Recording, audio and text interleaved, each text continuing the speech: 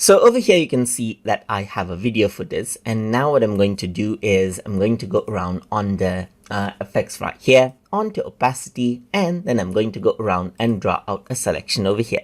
So right around in this portion over here, let me just go around and click and drag this out right here just like this, and this is what you have.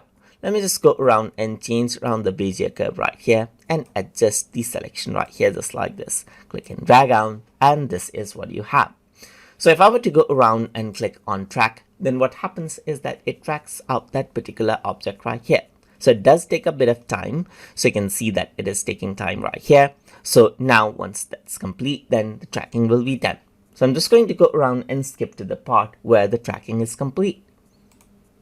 And now the tracking is complete. So if I were to go around over here in the beginning right here, you can see that the object has been tracked out right here in the video, as you can see just like this. And that is what you have. Let me just go around and add in a bit of feather and add in a bit of expansion right here just like this. And that is what you have, as you can see right here. So you can see that the object is tracked out. And that is how you can utilize the tracking option from masking inside of Adobe Premiere Elements. So hope you guys learned something as always.